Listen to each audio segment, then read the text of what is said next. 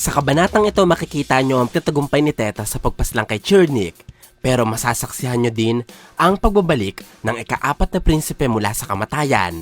Ipapasilip na sa atin ng kwento ang abilidad ni Chernik at tiyak na mas katatakutan nyo siya dahil sa misteryosong kapangyarihan na tumulong sa kanya para muling mabuhay. Tatapusin ko na ang intro dahil alam kong nasasabik na kayong masaksihan ang kakayahan ng susunod na makakalaban ng ating bida na si Kurapika.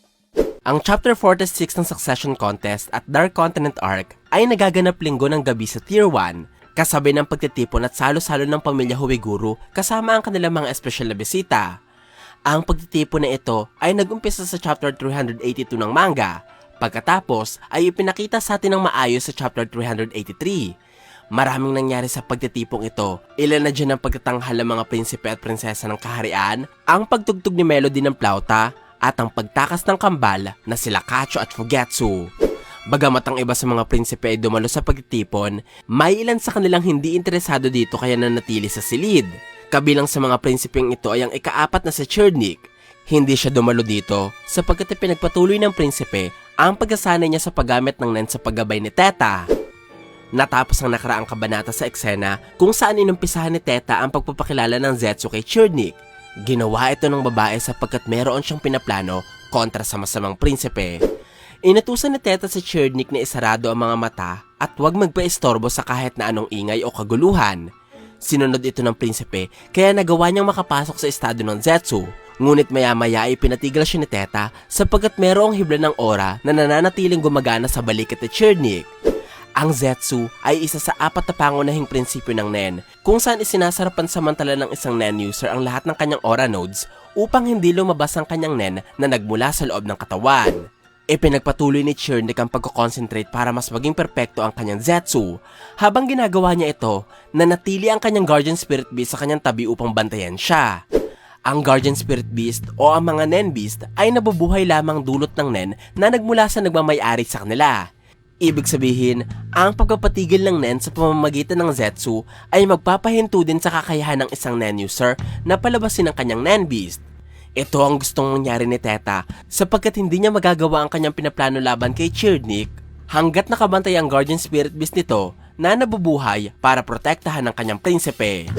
Sinabi ni Teta sa kanyang isipan na nagtataglay si Chernik ng pambihirang aura kaya kailangan niya itong paslangin ng mabilisan habang nasa estado ng Zetsu sapagkat lumalabas agad ang Guardian Spirit Beast ng prinsipe kapag naaabala ang konsentrasyon nito.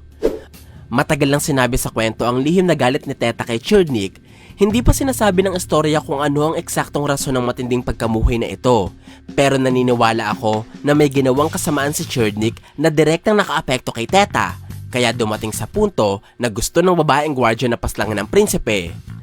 Nagdesisyon si Teta na patagalin ang Zetsu ni Chernik sa loob ng 40 minuto upang masigurado na hindi na ito mapoprotektahan ng kanyang Guardian Spirit Beast. Kumuha ang babaeng gwardiya ng isang tasa at ibinagsak niya ito sa sahig. Nagresulta ang ingay na ito sa pagka-alarma ng gwardiya sa labas at pagpasok ng mga ito sa silid. Sinabi ni Teta na nasa training sila at huwag nilang istorbohin ang prinsipe. Maraming gwardiya si Chernik. Maaaring hindi tapat ang mga ito sa prinsipe dahil nakita din ng mga ito kung gaano kasama si Chernik.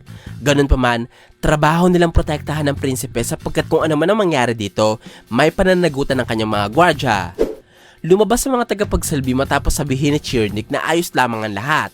Pagkatapos ay kinausap muli siya ni Teta sa pagkasabi na pwede nilang ituring na parte ng training ang pangingialam ng mga gwardiya.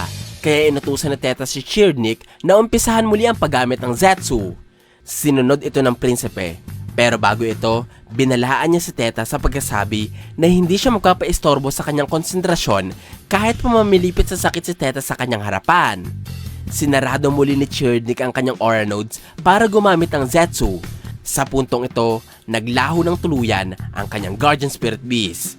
Pagkakataong hinihintay ni Teta. Ang isang Nen user na nasa loob ng Zetsu ay walang kahit na anong natitirang proteksyon sa katawan. Pwede na silang matamaan ng mga pangkaraniwang bala, mapinsala ng mga normal na suntok at mapaslang ng isang simpleng Nen ability. Kaya sa paniniwala, magagawa ni Teta na mapatay si Chernik anumang sandali habang nasa kalagitnaan ito ng Zetsu. Lumikha si Teta ng bola na gawa sa kanyang aura upang paliparin ito patungo sa prinsipe. Pinatama ng babae ang bola ng Nen sa noo ni Chernik. Naramdaman ito ng prinsipe. Dumilat siya pero hindi umalis sa estado ng Zetsu at pumikit muli. Lumipas ang oras at hindi umalis sa konsentrasyon si Chirnik, kaya nagdesisyon si Teta na gawin na ang kanyang plano. Lubhang nakakatakot ang tagpong ito kung isa kayo sa mga tagahanga ng istorya, sapagkat habang binabasa mo ang kabanatang ito, alam mong imposibleng mamatay si Chirnik sa parting ito ng istorya, sapagkat hindi pa niya nakakaharap si Kurapika. Kaya ang pinakamalapit na posibleng mangyari ay mabigo si Teta sa kanyang plano at lamunin siya ng buhay ng Nenbis na Chirnik. Binunot ni Teta ang kanyang baril mula sa kanyang likuran. Hinawakan niya ito gamit ang dalawang kamay at humakbang siya dahan-dahan papalapit kay Chirnik. Habang ginagawa niya ito, nagulat siya nang biglang marinig sa speaker na nasa sa kanilang silid ang boses ng mga host ng nagaganap na pagtitipon. Inanunsyo ng mga ito ang pagsisimula ng performance na Melody at ng mga prinsipeng sila Kacho at Fugetsu. Ipaparinig nila ang pagtugtog ni Melody ng plauta sa lahat ng nasa Tier 1 at Tier 2. Ang pagtitanghal ni Melody ay parte ng kanilang mga plano upang matulungan sila Kacho at Fugetsu na matakasan ng succession contest.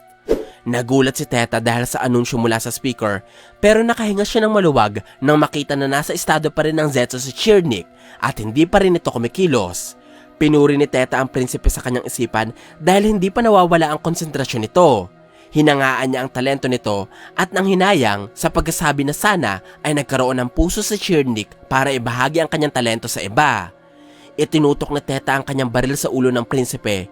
Sinabi ng babae na isang bala lamang, mabilis at walang kahit na anong sakit.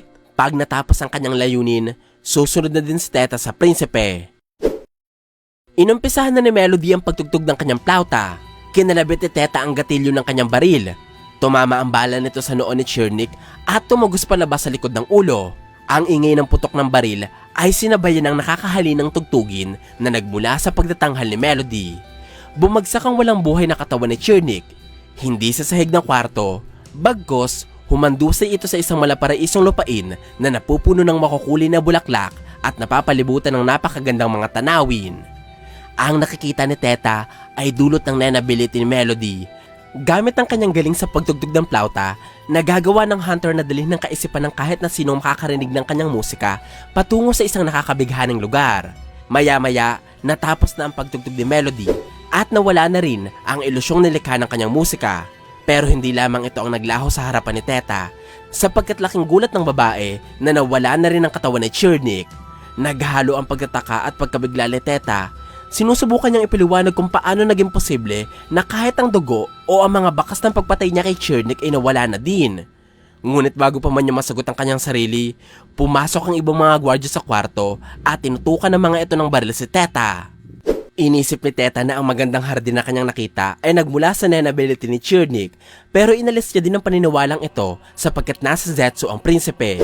Biglang sumulpot si Chirnik sa likod ni Teta at sinabi nito na ang narinig ng mga gwardya na pagputok ng baril ay parte ng kanilang training. Nayabangan pa ni Chirnik si Teta sa pagkasabi na hindi man lamang siya nagulat sa baril ng babae. Isang testamentong lalong nagpagulo sa kaisipan ni Teta sapagkat sigurado talaga siya na nakita niyang napatay niya si Chirnik. Siguro, sa mga puntong ito, gusto na rin ni Teta na iputok ang baril sa kanyang ulo sapagkat tiyak na naiisip ng babae na alam na ni Chirnik ang tangka niyang pagpaslang sa prinsipe. Pinagsabihan ng isa sa mga gwardya si Teta dahil sa paraan nito ng pagtuturo. Ngunit, bigla na lamang napaluhod ang babae. Nakita ito ni Chirnik, kaya pinayuhan niya si Teta na magpahinga na muna dahil mukhang sobrang seryoso ito sa pagtuturo kanina.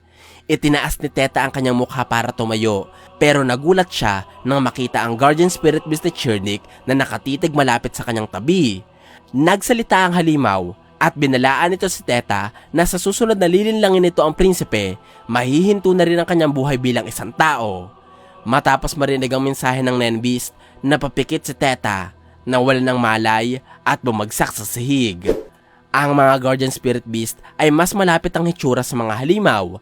Ganun pa man, marunong magsalita ang iba sa kanila at may kaalaman sa pakikipag-usap. Binuhat ng isa sa mga gwardya si Teta, habang ang isa pang gwardya ay nilahad kay Chirnik ang nangyaring kakaiba kanina habang tumutugtog si Melody.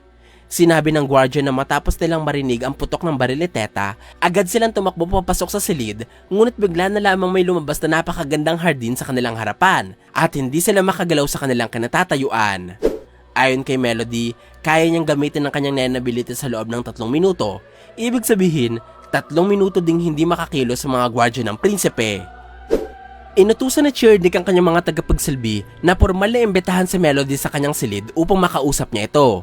Mahigpit niya ding ipinaalala na siguraduhing imbitasyon ang gagawin nila at huwag nila piliting sumama si Melody. Kasabay ng pakikipag-usap sa kanyang mga tauhan, pinanood din ni Chernik si Teta na lumabas sa kanyang silid habang akay ng isa sa kanyang mga gwardya. Kilala ni Melody si Chernik at alam niyang nais ni Kurapika na makalapit dito, kaya malaki ang posibilidad na tanggapin ni Melody ang imbitasyon ng prinsipe. Ang problema nga lamang ay kung ano ang layunin ni Chernik sa pag-imbita kay Melody. Gusto lang ba nito alamin ang kakayahan ng Hunter? O gusto ba ni Chernik na gawing kakampi si Melody?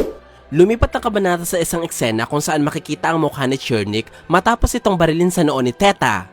Ngunit maya-maya ay humaba ang liig ng prinsipe at tinanong nito kung mapagkatiwalaan niya ba si Teta. Nagising ang babae dahil sa nakita, isa pala itong masamang panaginip. Sa kanyang pagdilat, nakita ni Teta ang kapwa niya gwardiya ni si Salkov na binabantayan siya habang wala siyang malay. Si Salkov ang tanging tao na nakakaalam sa mga pinaplano ni Teta at sa lihim na galit nito kay Chernik. Sinabi ng gwardiya na 15 minuto lamang walang malay si Teta, kaya kinumbinsin niya ito na magpahinga pa. Inabutan din ni Salkov ng salamin ng kaibigan upang makita ni Teta ang malaking marka na ibinigay sa kanya ng Guardian Spirit Beast ng prinsipe. Pinaliwanag ni Salkov na noong unang beses na nagsinungaling si Teta, binigyan siya ng halimaw ng isang sugat sa pisngi. Sa pangalawang beses nitong pagsinungaling, minarkahan nito ang mukha ni Teta. At maaaring kapag nagsinungaling pa si Teta ng 2 beses, posible na makatanggap siya ng kaparusahang higit pa sa kamatayan. Nangatwiran si Teta sa pagkasabi na hindi siya pwedeng tumigil ngayon. Naintindihan nito ni Salkov pero pinayuhan niya ang kaibigan na kailangan nilang kumalma at magdahan-dahan, sapagkat maaaring pinaplano ng Guardian Spirit Beast na gawing isang sunod-sunurang alipin si Teta kapag nagkamali ang babae ng aksyon.